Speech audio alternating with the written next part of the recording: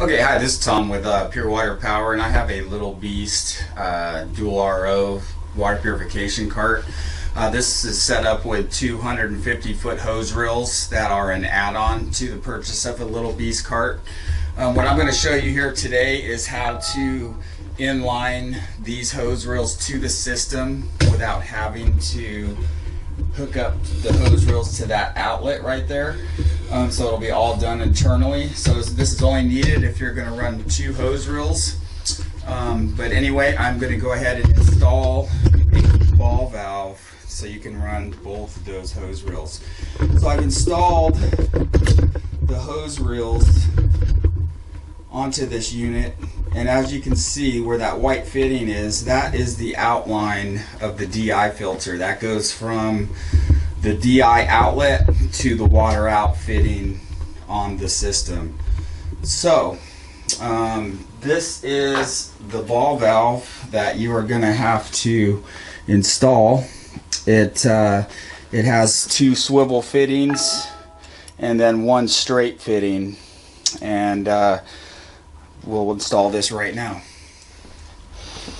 So okay guys, so this is the stock configuration of the Little Beast system. It has your filters. This is the last filter in the unit, the DI, which is an outline here that goes directly to your outfitting. So I'm going to show you how to plumb multiple hose reels to this system.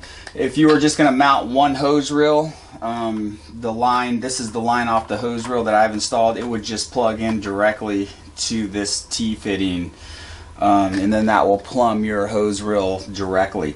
But I'm going to show you how to hook 2 hose reels up and have the function to, or the ability to operate 1 or both of these hose reels at the same time. So this is the ball valve fitting. It's a T valve with a ball valve built into it, and I have 2 swivel fittings. They're all 1/2-inch connectors, push fitting connectors. The 2 swivel ends will go to the 2 hose reels, and the stationary fitting will go directly to this white fitting. So this is what comes with the kit. You'll get this ball valve assembly and a length of hose, and each hose reel kit comes with 4-foot stretches of this 1/2-inch tubings, and we make them longer so you can mount the hose reel wherever you want to on the unit and then come back and configure and cut these to fit. So I have 2 hoses, one from each hose reel. I've already pre-cut them.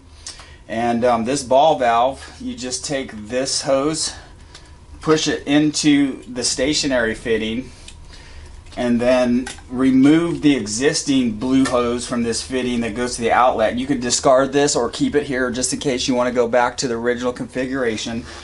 But this is your out TDS reader. So you just connect this valve directly into that outlet. So now your DI water is exiting this filter and going into each hose reel. So you need to figure out which hose reel. 1 hose reel will always be used when the unit is on, and then the secondary hose reel will be operated with this. So you need to figure out which reel you want to have as your secondary. So in this case, this is my main hose reel, which is the bottom.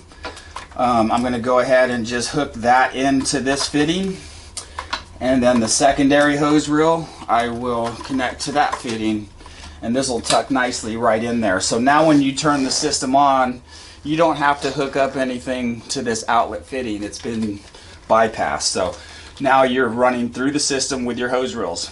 So you turn the system on, it's going to feed through here and go to the number 1 hose reel always. When you want to add a second or third user to the second hose reel, you just flip this lever open and that will feed the second hose reel. So that's basically all that's needed. When you buy a hose reel kit, it comes with the fittings, and when you buy this ball valve, it comes with everything you need to convert this unit to dual hose reels. If you have any questions, you can check out our website, www.purewaterpower.com, and other than that, you have a great day. Thank you.